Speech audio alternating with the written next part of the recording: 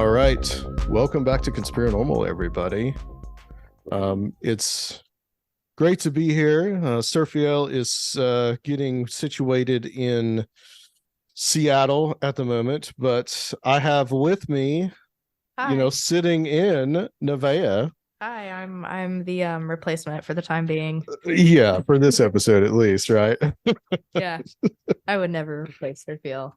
Yeah, nobody can replace No one Surfiel. can. I know he was worried about that possibility, but that's not going to happen. But No, when he comes back, everyone better give him as much love and attention as he deserves. That's right. That's right. That's right. And we will, of course, Nevaeh from Nevaeh's Nightmare. We talked about that had a little bonus episode with her.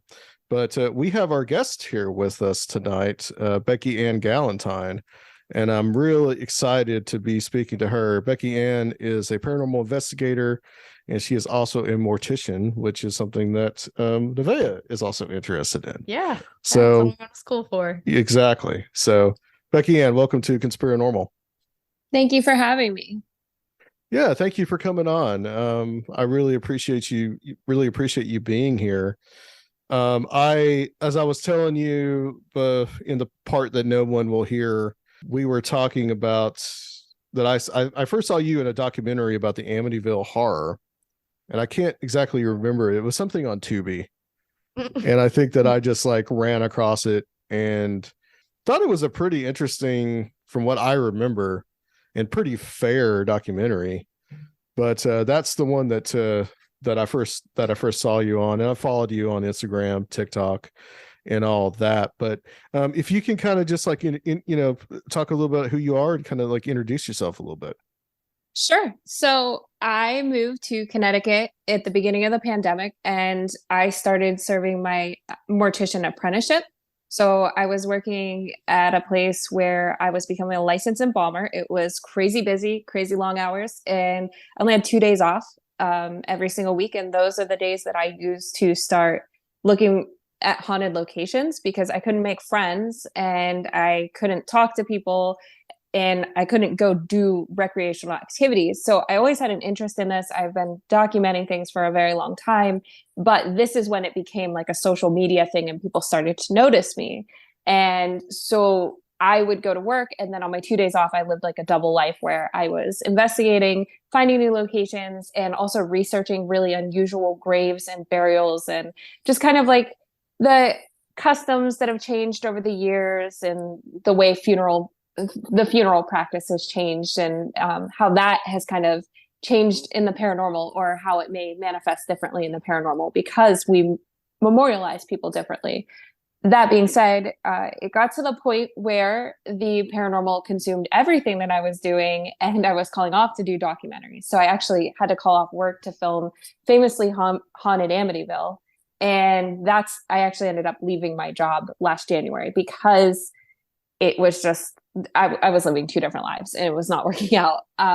So Famously Haunted Amityville was a revisit of the Amityville case, something that I had been interested in because when I grew up, I saw the remake and my parents said, that movie's a remake. Why do you want to go to the theaters and see that? And I had no idea. So that whole documentary just kind of examined how people have maintained an interest in that case and how it's kind of like a generational thing. So paranormal discussions and debates aside, I think that case has held an interest for so long because people are just kind of like feeling this connection, and it's spanned so much time and they're still talking about it, that why would we stop talking about it now? So that's kind of how I got to where I was. And that was the first production I had actually done. So Oh, wow. It's been Okay. a journey. Yeah, it's been a really wild journey.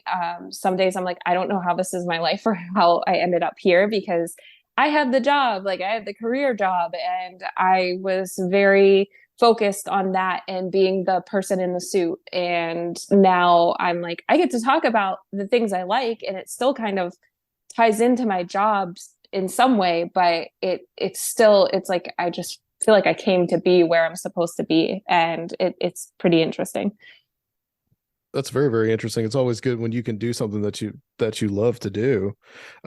Is there like as far as you getting into the paranormal, how did you get into it? Were there any like personal experiences that you had growing up that kind of like catapulted you into wanting to study the paranormal?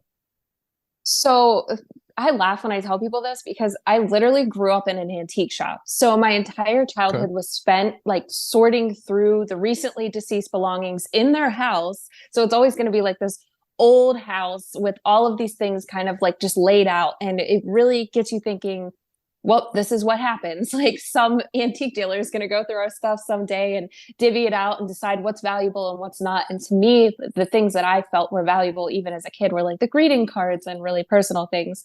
I don't have any specific paranormal experiences from that age, but that's what made me start thinking about death and walking among death, and especially that blur between life and death when it comes to someone just passed away who lived in that home. So when I started going to college, I was actually studying research science. It was on the pre-veterinary track. At this point, I was taking chemistry, biology. I was doing actual like legitimate experiments in the like very controlled lab setting, which unfortunately in the paranormal, we are never afforded anything like that. So everything was very like straight in this box, and this is how we have to keep it, until I decided to go ghost hunting for the first time with my brother and my boyfriend at the time. So I was literally just a kid. I had no idea. I didn't know there was equipment. I didn't know there was a community. I had no motive. I don't even know what made me feel like I wanted to do this. But when you don't know anything about the paranormal, you look for ghosts in cemeteries, because where else are you going to find ghosts? It's like, oh yeah, duh, like ghosts in the graveyard. So I said, let's go. And it'll be a fun thing to do, and we'll see if there's really ghosts or not. That was the great grand idea that we had. So we walk a mile, and I don't know if it's because we put so much like energy into this mile and so much anticipation had built up, that when we arrived at the cemetery, we walked around and we were like, is there any ghosts? Is there anyone here? Like pointing a flashlight, a flip phone, and a little point and shoot camera around, trying to figure things out. And nothing happened. And I think about 15 minutes had passed, which is no time compared to how much time I spend doing this now.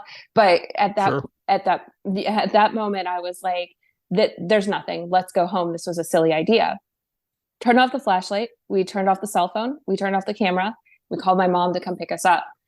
And when we turned everything off, I caught out of the corner of my eye this like blue sphere. It was like bright aqua colored, and it moved so wispily, almost like a cotton candy, but it was light, but it didn't shine on a surface. It was free moving light.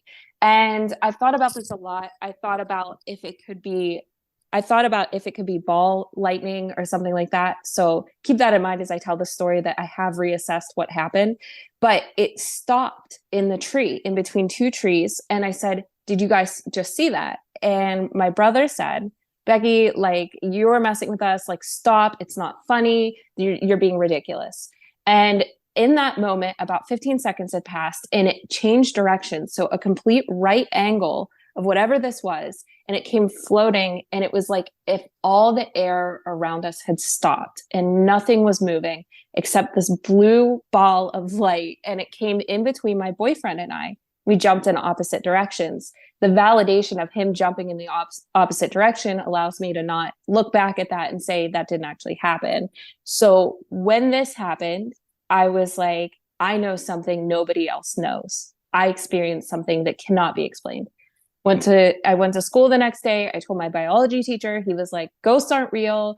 I went to the paranormal society of my college. They had like a little paranormal society. And I was like, what is this? And they're like, oh, that's an orb, which, you think of orbs as the specks in photographs and, not evidence that we talk about. But she was like, oh, it's an orb. That is what she told me, because, those kind of, just like the what the categories that things fall into, and always trying to like give something a title or name. But I've decided it doesn't need to be anything. And after that, I started skipping class, and I was showing up to school like in sweatpants with like a Red Bull and unslept, unbrushed hair, because I would spend every single night that I could out ghost hunting at random locations, abandoned coal mines, places of mine disasters.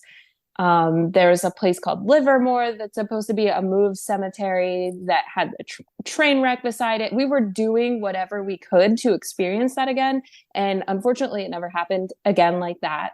And that's how I just kind of sparked that interest. And that is the one experience that I'll say that I just hold it closely. Anytime I get frustrated, I'm like, there are things out there that I can explain. And I've looked into ball lightning. I've looked into it. I'm like, I don't know if it could change direction, but even if it were disproven today, I wouldn't regret the fact that it led me down this path.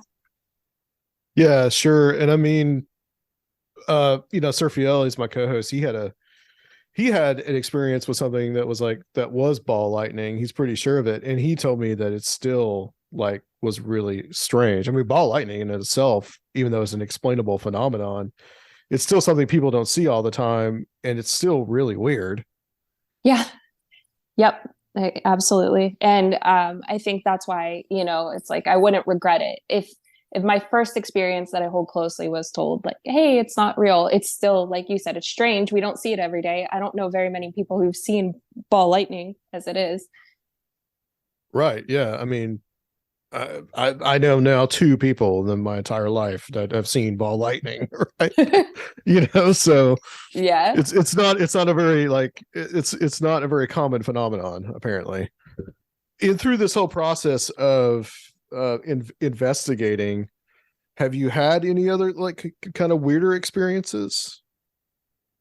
So I think it's been a journey, and I had another accidental weird experience before I was into really investigating. So I divide my years up as ghost hunting years, and those were definitely the ghost hunting years. Those were not investigating years. It was just like stabbing in the dark with no deliberation of what I was trying to do. I was just trying to see a ghost.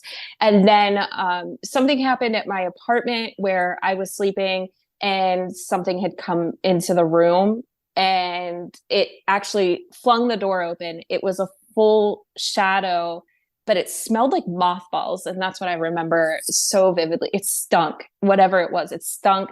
And the doors were locked. And I tried to wake up my partner, but I had sleep paralysis. And again, here comes the validation.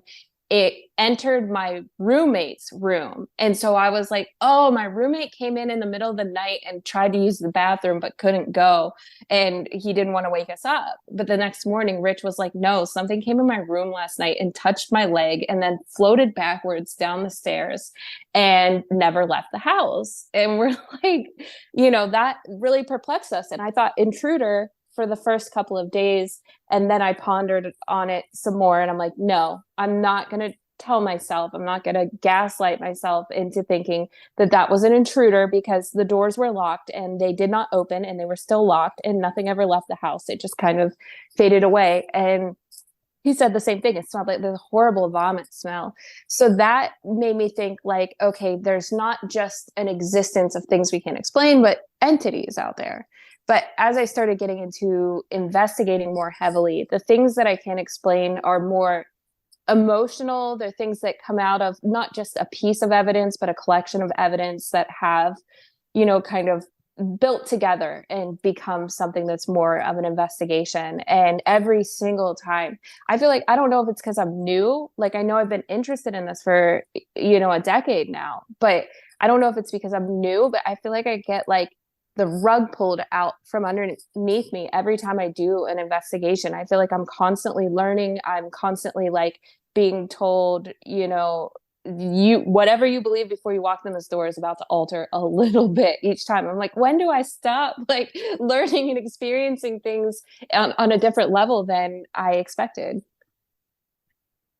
Yeah. And hopefully, you never will. Like, it should keep going, and you keep experiencing these things. I understand the frustration, though. The frustration of, what am I walking into this time? What unknown am I going to figure out by the end of this?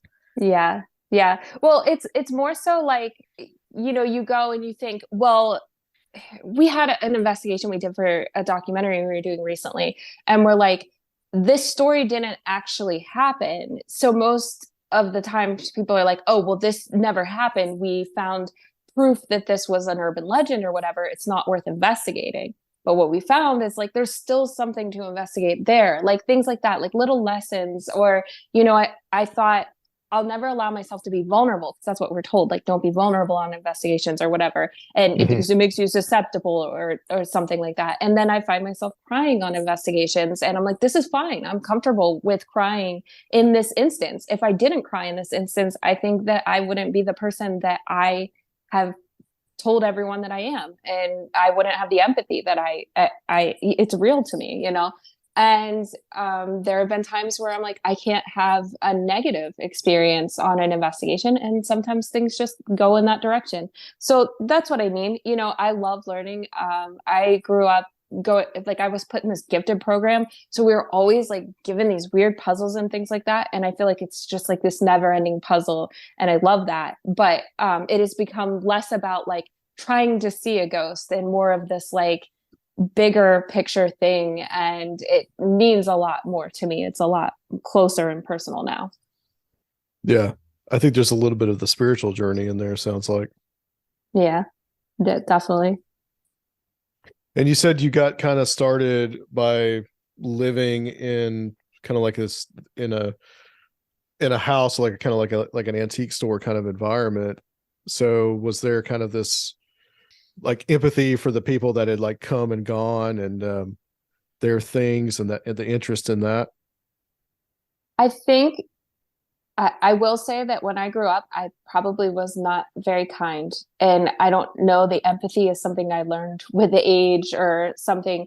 I think that I just didn't understand how to empathize, but it did create this appreciation of things that are normally discarded. And so like my mom would always say, Becky, you need to let me make your Halloween costumes, and let's not buy the new ones. And for me, I was like, why not? Like, why do I have to wear it? And now I'm like, oh, I get what she meant now. And same with the antiques. Like, why are we going to big box stores and buying things that cost the same as a solid mahogany piece of Victorian furniture? So that's where the appreciation of the history comes from, I'd say. The empathy just comes from life, living, going through great losses myself, sitting with a grieving family as you're working as a mortician, and thinking about how they feel, and then entering a field where you're allegedly talking to, well, I guess potentially talking to someone's lost loved one, even if they came many years before. You have to think, like, if that family were sitting in the room watching what I'm doing, would that be respectful of this person's memory? And I think the empathy comes from there, and it comes from, losing friends in unconventional ways and ways that people might judge, dealing with disenfranchised grief.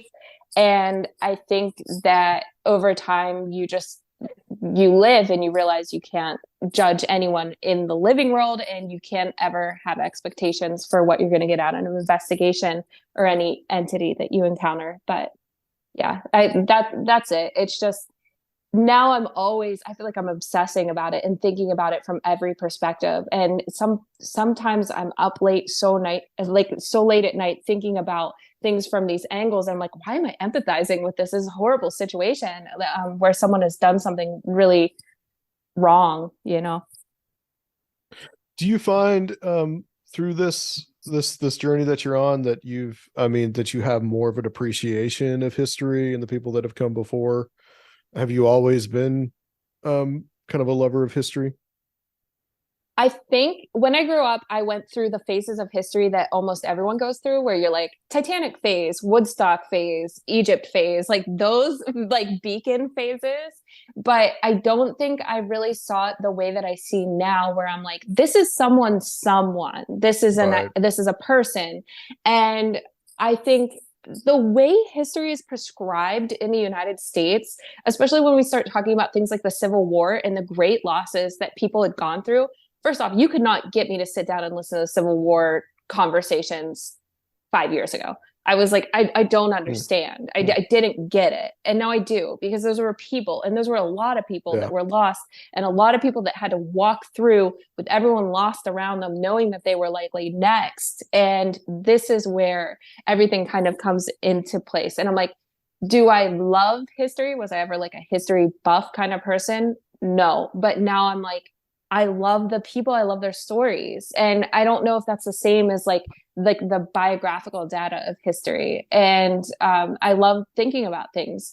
And now it's like I go to a place like the Farnsworth House in Gettysburg, and I'm not just thinking, wow, there were people here that were soldiers standing here. I'm like, what was it like to stand at the bottom of the steps, heading to the top of the steps, knowing you were going to be the next person in the sniper position, knowing that you were likely going to be shot out of that spot next and thrown onto the pile of bodies that's sitting next to this building, and like having that consciousness. That's horrible. And then we're being told, what, 4th or 5th grade, when they start introducing the Civil War to us, and we're being told like, oh yes, great numbers. Like you're just given like this numeric data. You're not given this human story side of it. And those are things that I love about history. Not, you know, I don't love the tragedy, but I love just like knowing what someone had gone through, how resilient and awesome humans have been over the years, and how, if we had to go through that today,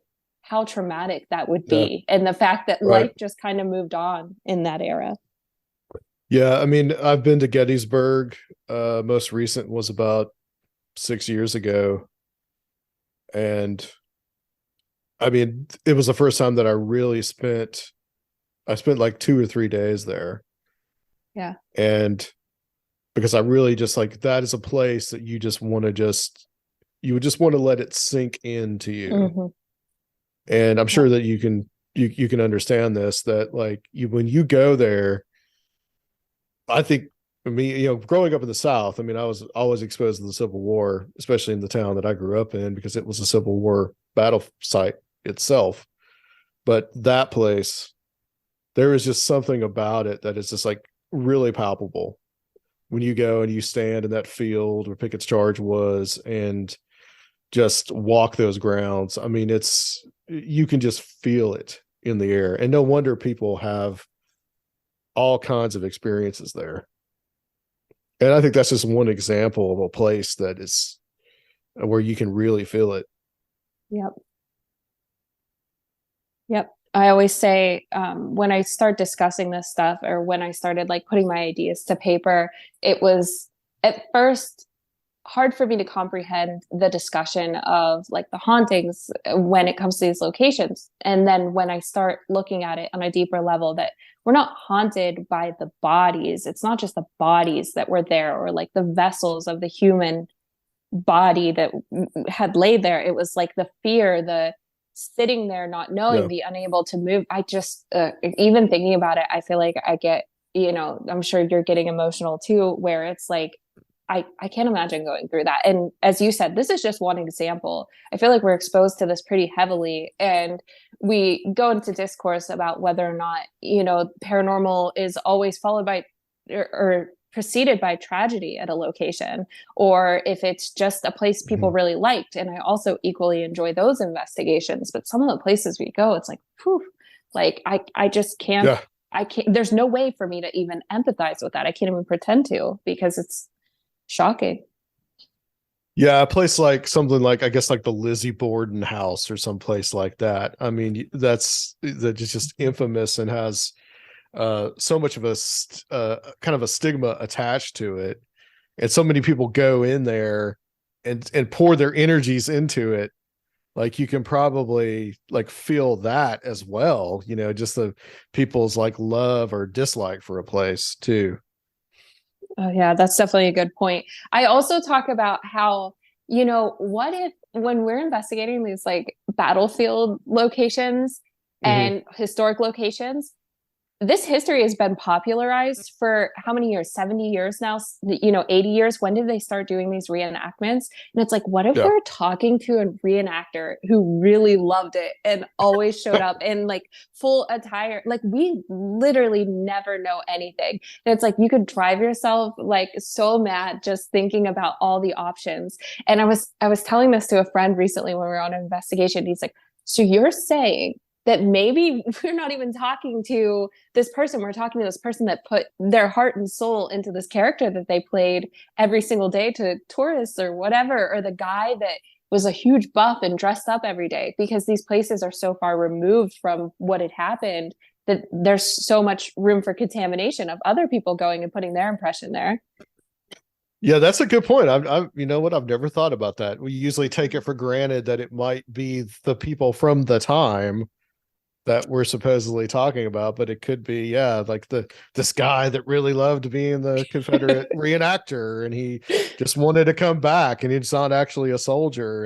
And I think too, there's another possibility. I think you were kind of alluding to this, to one of this investigation that you were saying that wasn't a real event, like kind of the effect of like a tulpa kind of effect, where people really pour their energy into a place, and like if they believe it's real, it can eventually manifest itself as being real.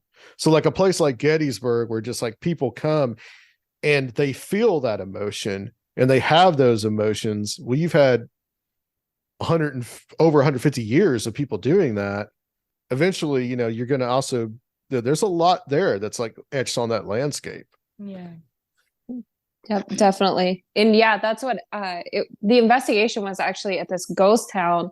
And there was allegedly, you've heard the story, I'm sure, of the hunter who gets shot and they turn him over and he's got a smile on his face. And I'm like, this literally never happened. There's no way that would even be documented in any way. But then we start getting these things like, he shot me and this, but it did not communicate in a straightforward like conversation.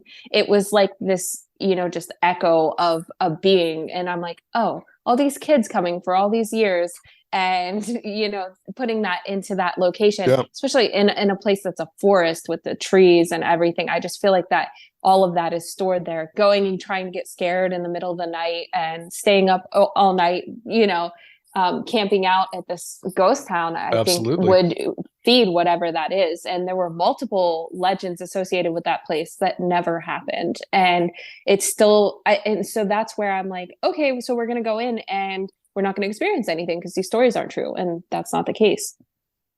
Well, I'm sure you're familiar with the Philip experiment. What is it? The Philip experiment? No, I'm actually not. Well, the Philip experiment was this like experiment that was done at a college. I don't remember which one, but the students were assigned to create a ghost. Okay. And they gave him the name Philip, and they came up with this whole background around him. And then all of a sudden they started like stuff started happening, like paranormal things, like poltergeist stuff started happening, and they started getting communications from Philip. And he would say I think they might have even done like a Ouija board experiment where Philip talked to them on the Ouija board, and they all knew that Philip was made up, but all of a sudden Philip was communicating with them. So like their collective energy and that created this, whatever it was. Yeah.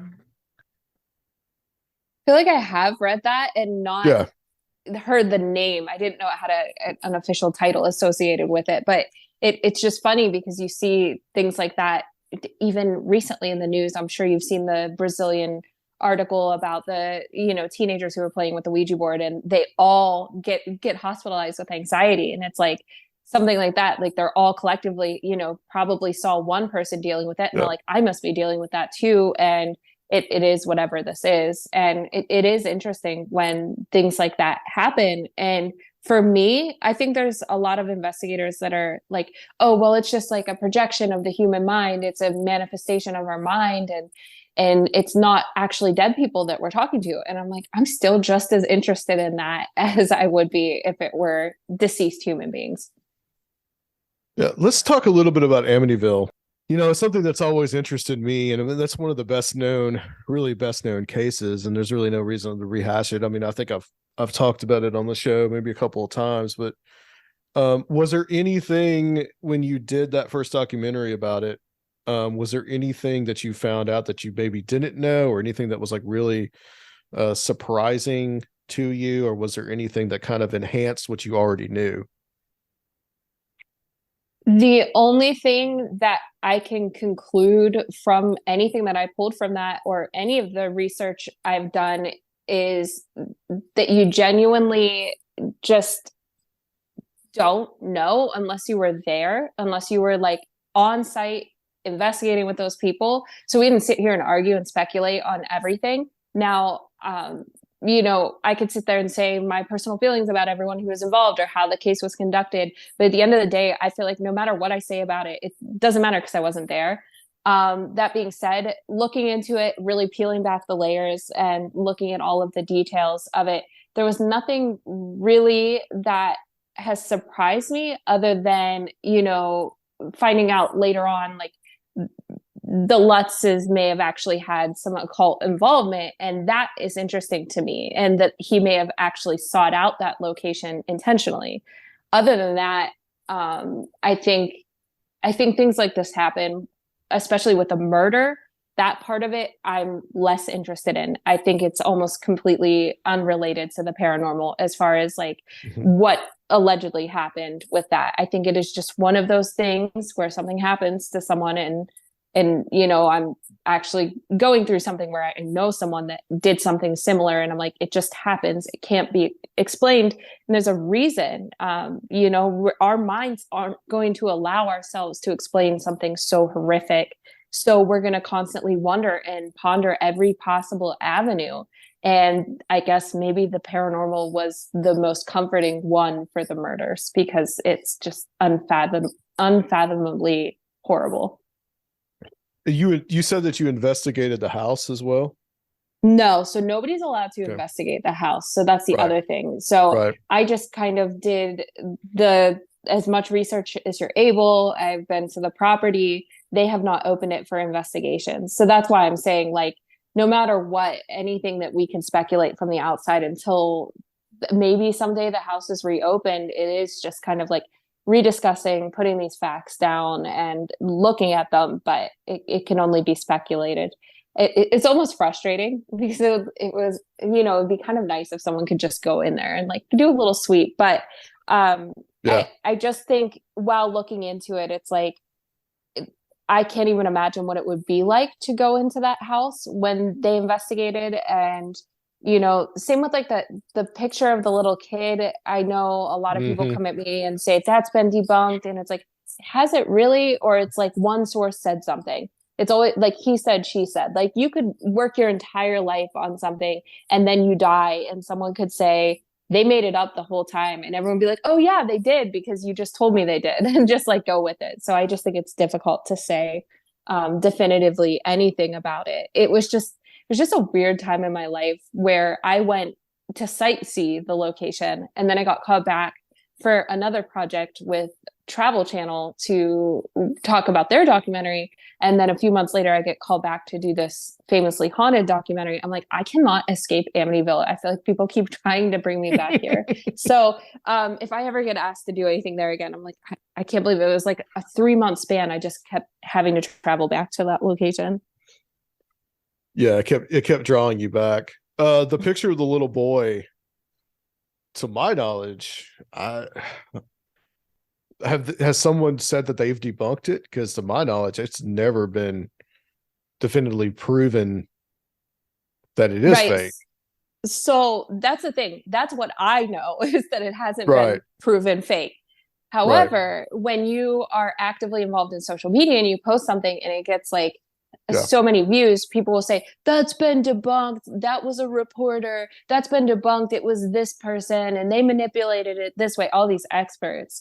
And so that's what I mean as far as that goes. I personally, to my knowledge, if someone asked me and I took a polygraph, I would say, no, I do not think that photo has been debunked, but I can't explain it. And unfortunately, I wasn't there when the evidence was collected, and there's not really like a document in the way it was presented. You know what I mean? Like, it wasn't like, oh, this is the exact camera we used at this angle, the way we do things today, where we can replicate the devices and everything. Because, you know, I've done a lot of professional photography work, so you can dissect and peel things back that way. And, you know, the discussion of whether or not, is it infrared? Now we all know the camera models, and think anomalies like that are so less frequent. So, you know, there's always going to be those questions that we'll never have the answers to. I mean, I remember talking to John Zaffis about it, and he told me that people even tried to say that was him. And he said that, you know, look, I was way too old to have been that child, because I think he was already in his 20s by the time that picture was even taken. I think it was in like 75.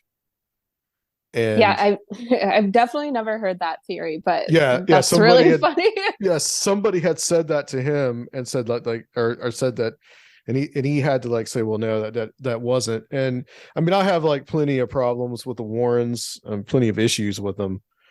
But as far as that picture, you know, the thing is that, well, they said, well, like, hey, well, like, maybe it was a little kid that got in the house. And he just snuck in and he looked in the window, he looked through the door.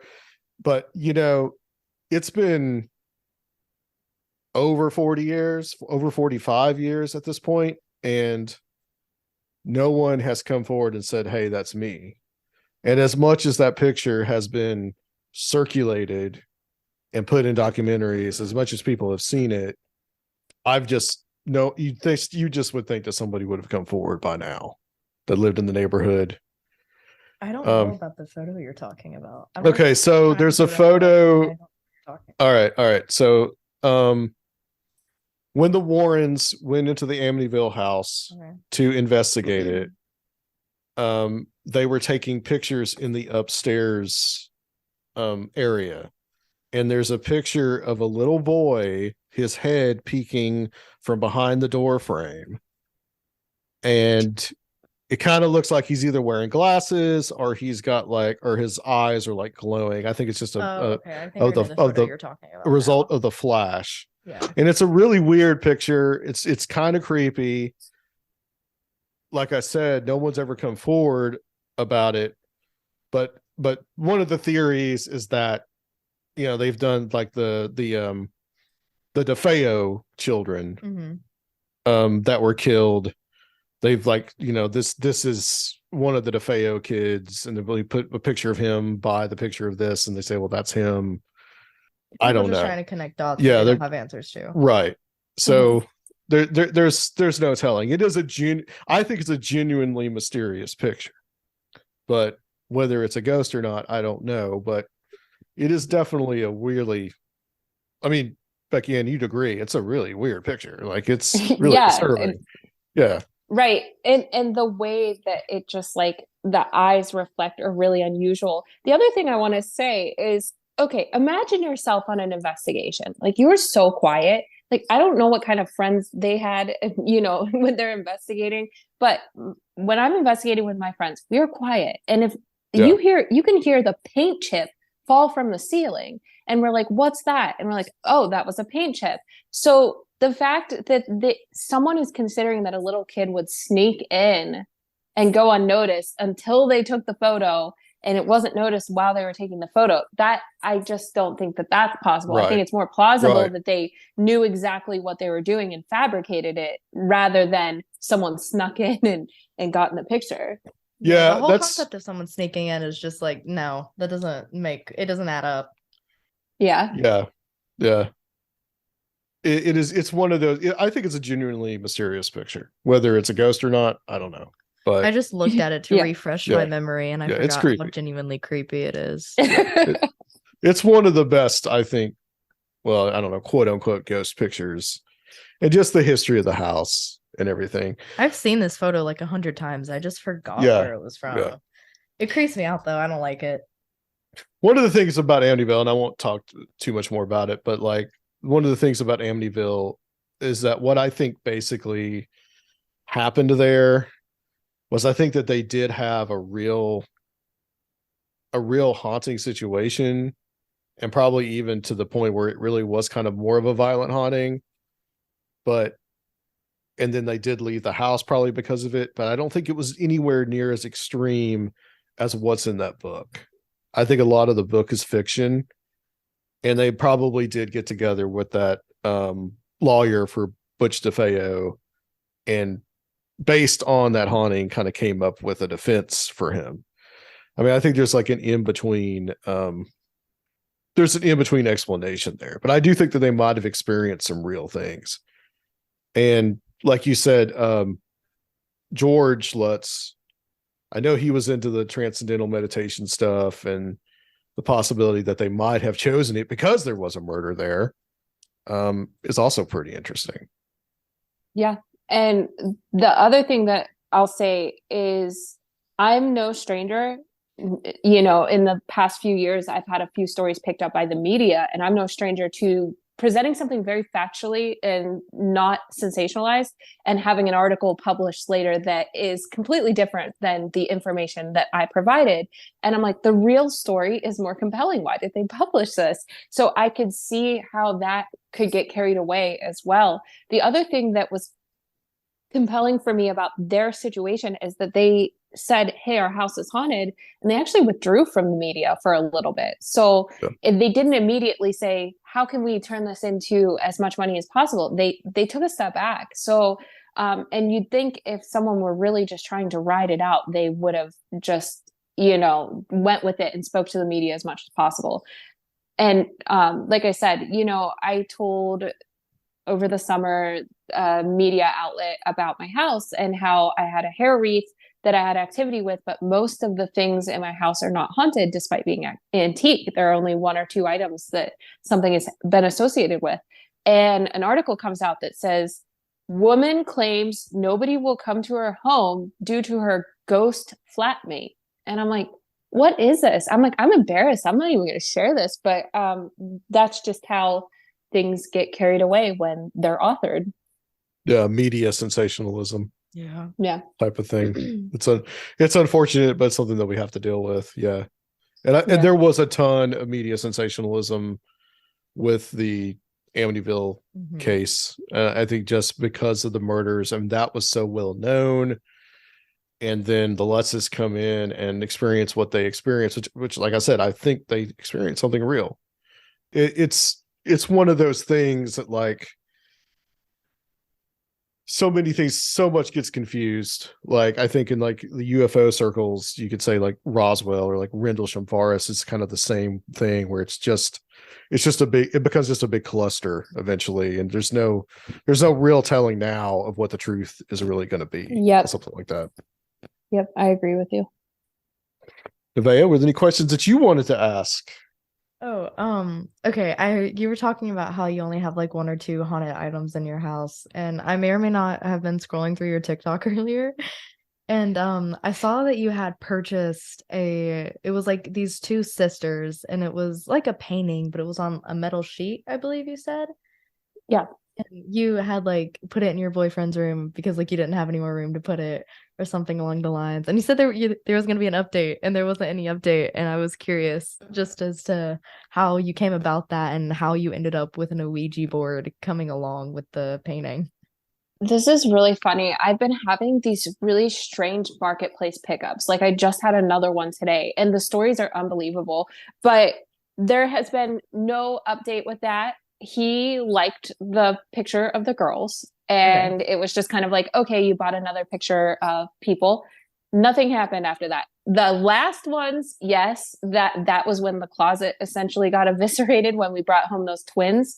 But the little girls, it was interesting. They're a method of photography. It's like a medium. It's called sculptograph, and it was only made by this one photo studio in New York City for like a year or two in the 1890s. So it's a really unusual style, and a lot of people are like, oh, it's a tintype, but it's not. It's chalk pastel on that. The Ouija board came from the same attic, and it just says, you know, to whatever his name is, I think Brian, from grandma, and it says, it's fun with any age. but it's an unused Ouija board. I thought it was interesting that they came with one, and that adds to the story, but there's been no activity or any indication that they're haunted. They just look interesting.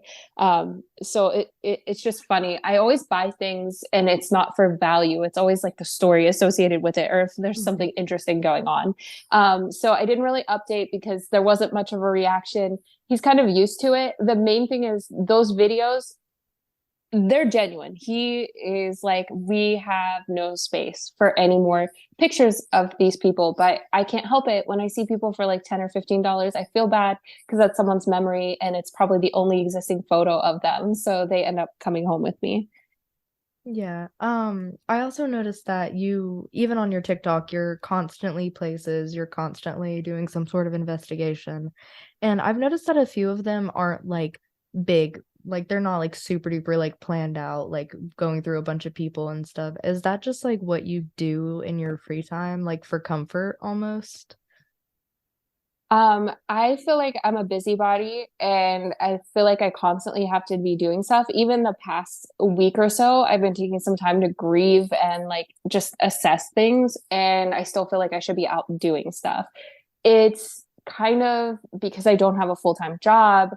It's kind of how it's become my lifestyle and my job right now. So a lot of things will be collaborations with other people, even though I post that I'm by myself or like you only see me by myself.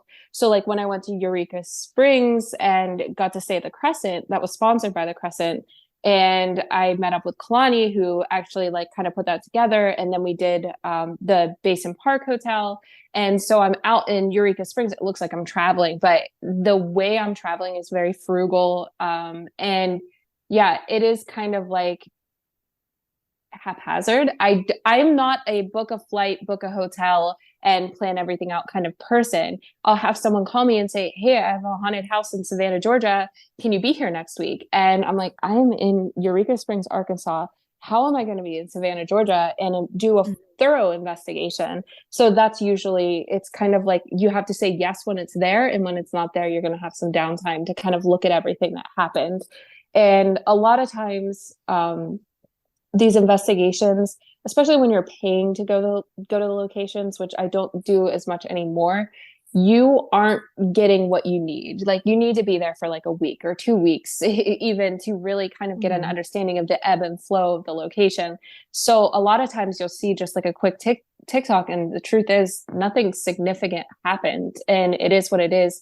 And I've learned to casually approach it, which unfortunately has created dissonance when I'm investigating with other people who don't do it as often. Because for me, I'm like, oh, well, I'll just go to a haunted bar up the road and hang out and hear the stories or whatever. And even today, I stopped to pick up a Victorian dress because I wanted to see what would happen if I started dressing Victorian while I'm trying to communicate. Because I'm like, does this put me in their shoes better? Am I going to have good results? And the lady had a Victorian morning photo on the wall, or memorial piece. It's a lithograph. And I was like, would you sell that? And she's like, I've actually had it for 25 years. When I brought it home, the wind chimes started up at the front of the house and went all the way to the back of the house. And we decided that there's a ghost in the house, but it's not a nasty ghost. So I'm like, what are the chances that I go meet with some random person, go to buy this stuff, and there's a ghost story associated with the thing that I end up buying that I didn't plan to? So part of it is just living this every single day. Things happen, and I think people think that I make some of it up, but I'm really like, it's just weird stuff happens to me. It just gravitates. Yeah, it just comes to you. It latches onto you. You know what to look for, though. You know what to look for in the areas too, so that also makes you more susceptible to hearing other people's stories. Yeah, definitely. Something that I've noticed, because I'm an apprentice as well, there's not necessarily like a stigma, but I've had multiple people tell me at my funeral home that most women in the industry they're goth, or they're into the dark stuff, they're into the morbid, like gothy area. And I haven't had any problems with that. Everyone that I work with, they pretty much know, like, oh yeah, she likes dark stuff. And I just like kind of wanted to know if you had any problems with that when you were working in the industry with people like saying things about what you do in your free time. And So I'll add a little bit to that too, of just like, how do people in the mortician industry react to someone that has an interest in the paranormal? Yeah. Okay, I have a lot to say about this. It's been Okay. a weird journey for me. So I left mortuary school with the intention of settling down and just leaving the internet altogether and not being on social media at all. I started a job and I actually, like, I looked like kind of how I do now. I had no makeup on and I would never really wear makeup, maybe mascara. I did not do anything that was unusual. I didn't have visible tattoos. I had no piercings, and I would curl my hair and look very plain every single day. And that's how I broke into the field. And my social media, I privated pretty much everything. And I did not make any of my pictures in cemeteries, even that though I think they're respectful, I didn't make any of that public. And my first job let me go because of the pandemic, and they were worried about how things were going to play out. And after that, I felt so kind of like hurt that this field was not going to take care of me, and I needed to learn how to make my own, that I started posting online. So the social media stuff came afterwards, and I worked at a corporate funeral home. So I'm not intimately meeting with families and being the face of the funeral home. I'm basically doing embalming in the back and also doing transfers of the decedents. When I went to work, again, no makeup. I wore just regular clothes that I think came from like, I'm trying to think, Macy's. It was where I bought a lot of the funeral clothes, and nobody suspected anything until, like I said, it got to the point where I couldn't keep up with it. And one of my coworkers that worked at the crematory retort in the back was like, "Hey, I just saw you on the New York Post." And I was like, oops, because I kept it a secret. So everyone would talk around the funeral home how I was like secretly famous, and nobody would like look up the stuff. I don't think I'm famous, but they would talk about how I lived a double life and stuff.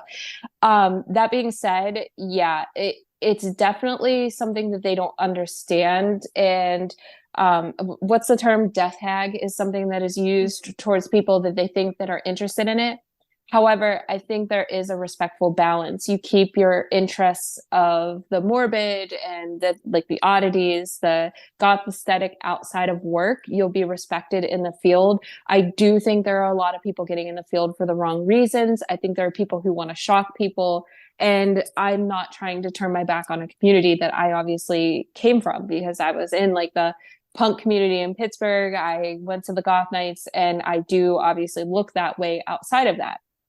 But that also has found me just the same amount of disrespect in the paranormal. People have not taken me seriously because I like to do eye makeup or like look a certain way, or like to have fun with the way I dress or match the way I dress to the location I'm at.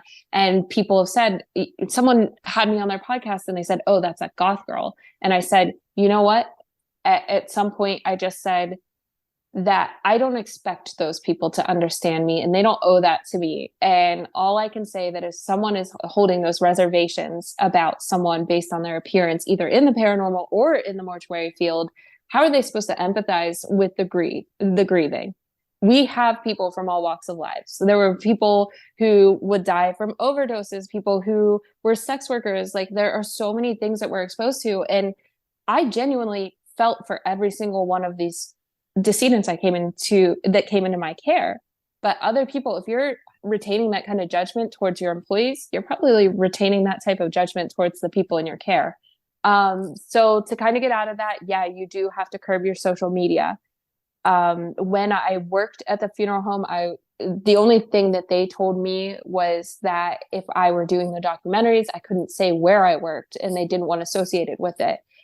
That being said, 1 year out of the industry, I have given a lecture called Grief and Ghost Hunting, and how I think it's harmful that we're doing what we're doing. It's a very Western view of death, as far as like being interested in the paranormal and also being a mortician.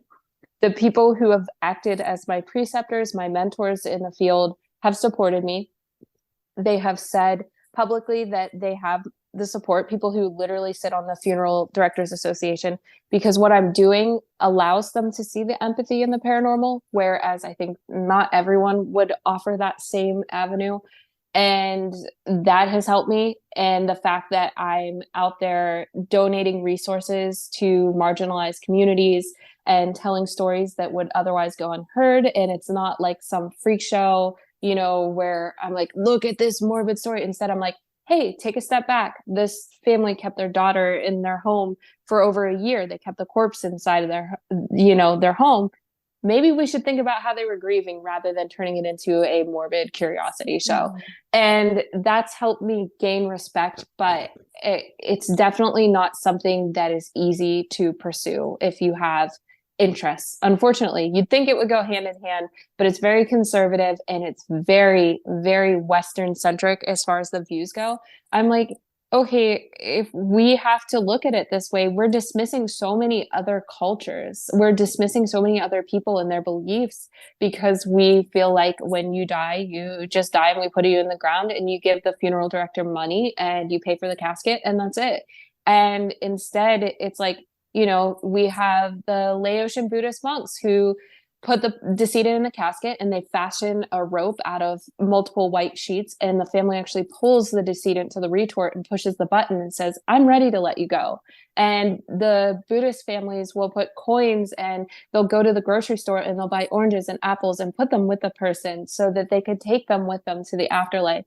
So we have to acknowledge that by doing this, we're being dismissive. And at the same time, I understand, and most of this comes from the intrusion of the legalities. Before we had funeral directors associations, it wouldn't be a big deal. And now you couldn't have a medium in a funeral home because that's going to complicate grief. Whereas there's plenty of grieving people who seek out mediumship and seek out communicating with their deceased loved one, and they're fine. It's not complicating their grief, but it's just because there are laws in place and there's things that could get us sued. They want to do that, and they want to make sure that people aren't in the funeral home, unfortunately, with a bias, looking for the wrong reasons. Yeah. I wouldn't identify myself as goth or like into any type of like subculture, I guess, but I tend to follow more into the dark stuff, and the people that I work with, none of them really have like a problem with that, and none of them really judge me for it, but I have seen how other people are. There was this one girl, which granted they shouldn't have done this because it was disrespectful, but they went to the college that I go to and they had posted their graduation photos, and it was of them standing in cemeteries.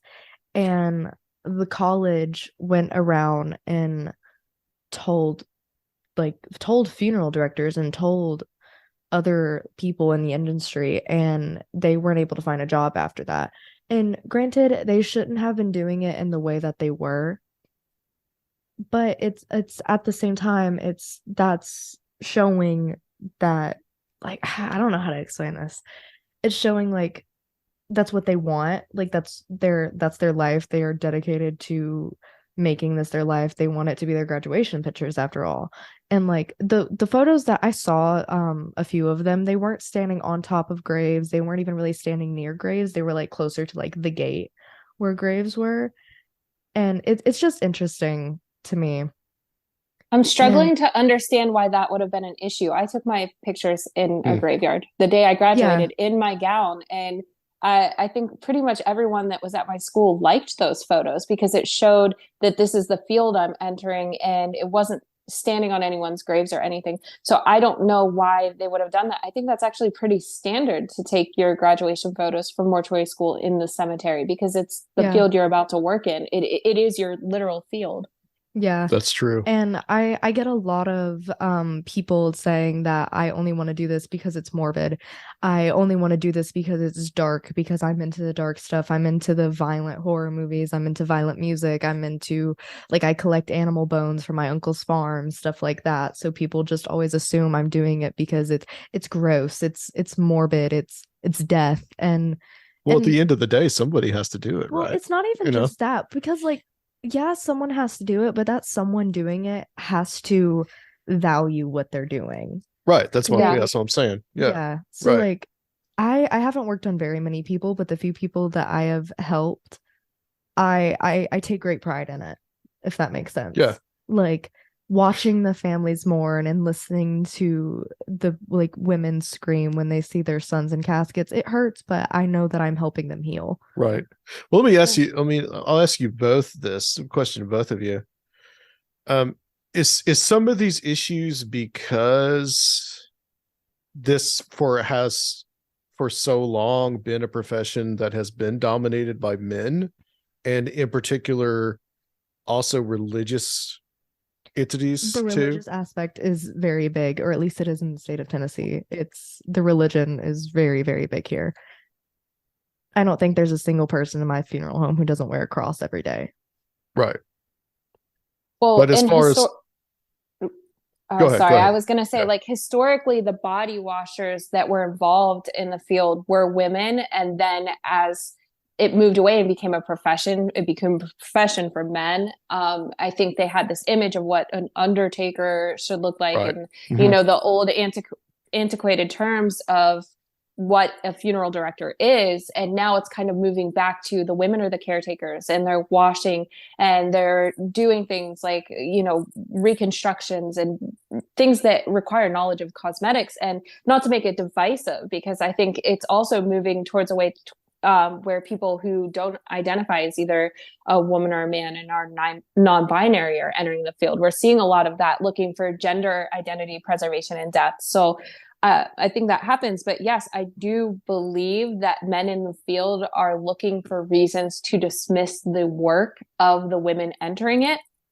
My thing is, if you collect bones, if you are interested in things that are macabre, to me, and the reason I'm into those things is because I find beauty in death. I think Right. that I look at things on the other side of the coin. I don't see it as like a gruesome metal album cover. Like, I think of it as like, oh, how beautiful and intricate this is, and how fragile our life is. So Yeah. my interest in it, like, my friend died and I got into the mortuary field, and I thought of everything with her in mind. I pushed myself to get good grades, and I took care of those people, and everything else was secondary. And I think that the field is constantly looking, and sometimes I see women in the field getting dragged, like, oh, you'll never get a job looking like that, or being like that, you're just a looky-loo, morbid, there's obviously a very popular YouTuber that people think that they get into the field because of her, and I've heard people say that if anyone's inspired by her, they won't give them an opportunity. But what if you're inspired by the bad guys? Like, even in the paranormal, what if you're inspired by people who may not align with your beliefs now, but it brought you there and you learned how to make your own impressions and come up with your own ideas? It is interesting how it works. And I don't know what the future of the field is. I know a lot of really successful, amazing women in the field who are interested in cemeteries and things like that. And they photograph them, and they're still respectful and they still care. My one coworker, she was a practicing witch, and she had coffins and stuff in her home that she liked, or, and she was interested in the same stuff that I was. Not when she went to work, she was always professional. But I just think that people just need to abandon their ideas of judging people for what they look like. Like, this is 2023. Yeah, like I'm not gonna I do pretty intense goth makeup a lot, and I'm not gonna show up to work wearing all of that. One, it's not necessarily professional, it's a little too extravagant. And I mean, I let like my aesthetic show a bit. Like I'll wear like dangly like earrings with like intricate crosses on them, or I'll like maybe wear a beaded like some beads or something. But I don't let it like I don't show up like how I look now. Like not really intense eyeliner, my gauges showing. Right. Like Yeah. that's like too much. I have to be as respectful as possible while also being comfortable. Yeah. Yeah. And the But thing with the bones too, it's not one of those things where I'm just like, oh my gosh, bones, they're mine. No, like all of the bones that I have, I couldn't tell you from every single animal, but I know the story behind them, which I enjoy a lot. Like the horse ribs, I know what happened to them. I know what happened to every bone in my collection. I know the story behind why they're there. Yeah, definitely. And I just think that people don't understand it because they think that I think it's just kind of rhetoric too, that we were fed by growing up in the generation that experienced like the Columbine. So they're like, oh yeah, the goth kids are the reason that this horrible thing happened. And people who think that serial killers, we're taught that serial killers are, you can notice them because if a kid harms an animal when they're little. So people see stuff like that and they're like, oh, this is an indicator that this person is a serial killer. They're acting upon these innate desires, and it's nothing like that. And I don't know, because like I said, some of the best morticians that are out there have an interest in other things, and it makes sense to me because they would have pride. I think they would have pride in their work because it's a passion of theirs. But yeah. Well, that's the thing of just, since I've known her and her interest in this, unfortunately I was at a funeral a couple of years ago, and I'm just watching the people do their job, and a lot of the people, most of the people there were older men. And my thought to myself was like, well, it's good that there are people like Nevaeh and yourself that are going into this, because who's really going to replace these guys? Because a lot of them were old, and they're they're going to be gone. Something that maybe 10 infuriates years. me to my core is that I have watched so many men do makeup and none of them use the right brushes. It infuriates me so much. Like, it looks good, but imagine how much better it would be if you use the eyeshadow brush for eyeshadow. Yeah. If you use the foundation brush for foundation, not contour all over the face. Yeah. Ew, or the like cakey old brushes. Like, I don't mean to say this. Like, if anyone is listening to this and grieving, I almost feel bad, but it's like they just don't have that attention. And I'm not saying no, men, they don't. I'm saying people. It's actually just people who've been in the field for a long time and they're doing things that way, and they're just like, slap this on, and it's just like cakey. Or watching them put like that powder over like the wet cream makeup, and it's just interesting, but and not working in layers. Yeah, but no. yeah, most of the time their work looks really good too. Like, my directors, their work looks amazing, but I could not tell you how many times I've cleaned those brushes. I could not tell you how many sponges I've bought with my own money. And the first time I looked at my funeral director and I was like, hey, do you think I could take a couple hours, not 1 hour, a couple hours, and clean the makeup brushes at the back? And she was like, yeah, they haven't been cleaned since we bought them. And I was like, oh, when did you buy them? She was like, when the funeral home opened. Wow. Over 20 years ago. Wow. Oh, and they're not even makeup brushes. They're paint brushes with caked on makeup. Yeah. Right. It seems to me, I mean, just like things that you don't know about, and I know nothing about the funeral home industry, I could talk about it for hours. But it seems like, that it is something that seems to be changing itself. Before we stop, Beckie-Ann, I noticed all those Ouija boards back there. Yeah, I wanted to say something too. Is there a story behind each one of those? I don't know why I started collecting. I just got this notion one day in like 2013 that I was going to start collecting Ouija boards. And some of them, like, my father has found some of them and my mom has found some of them for me. But there's no, like, they're not haunted. They don't have any stories associated with them. A lot of them came from eBay and places like that. The one, though, that is the oldest, one of the oldest ones that I have from 1890, my mom drove to a bar and met this guy to pick it up. And then he took her to the house it came from. She ended up buying the stained glass windows from the wall. But as far as that happens, there's not really anything exciting. I just collect them. I don't know. I think I'm interested in the lore and the fact. I don't know. It's just exciting to me to harbor something that has so much fascination and curiosity behind it, and even the stigma. Right. But it doesn't really affect my life in any way. So I have ones that are, over 100 years old. I'm very interested in talking boards and their history. I don't know why the Ouija board got the reputation that it did, but I have no issues in my house. Hollywood. Yeah. That's basically my thought on it. Hollywood really just kind of made them seem like they're an evil kind of thing. They're really not. They're just a tool. They are. That's all they are. I could take a piece of paper and the energy we put Mhm. into it, and then it'll be cursed or have a demon attached to it, or something like Sounds that. like people saying, and it's called an EMF reader, like an EMF reader's evil. Dowsing rods are evil. Right, All of right, it's evil. right. It's just a tool. It's Yeah. a vessel used for communication. That's all it is. That's true. Yep. Well, Beckie-Ann, I want to thank you so much for coming on. This has been great, really talking to you, get to know you a little bit. Where can people find you? So I'm on TikTok and Instagram as My Bloody Galentine, and I have a few things that I've been announcing slowly that are coming out, like full-length investigations that will be streaming it in the near future. So I think one of them is released on the 25th of this month. So as long as you follow me on those social media outlets, that's where I update most of the things. Okay, excellent. Alrighty. Excellent. And we're going to close out this show, so stay on the line with us while we do that. It's Conspirinormal.com, Conspirinormal YouTube channel. We have our Patreon. You guys should know about that by now, but it is www.patreon.com/Conspirinormal. And we have coming up on April 21st, Travis Watson giving a presentation.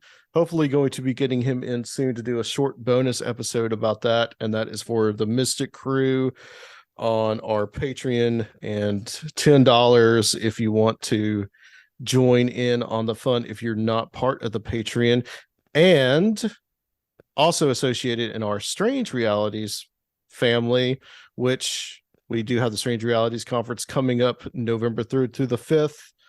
But Nevaeh, tell people where they can find your channel. You can find me on YouTube. It's Nevaeh's Nightmare. It's heaven backwards, as Adam likes to say. Yes, because it's the easiest way to spell your name. Trust me. Still spell it wrong. It's a crazy thing. Anyways, it's heaven backwards, Nevaeh's Nightmare. I'm also on TikTok as nevs.nightmare. It's just my name shortened. Instagram is Morning Drizzle, which I'm thinking about changing to Nevaeh's Nightmare. We'll see. I've had it as that for a couple of years, but I'm thinking about it. All right. Yeah, you should watch my YouTube channel, please. Thank you. Yeah.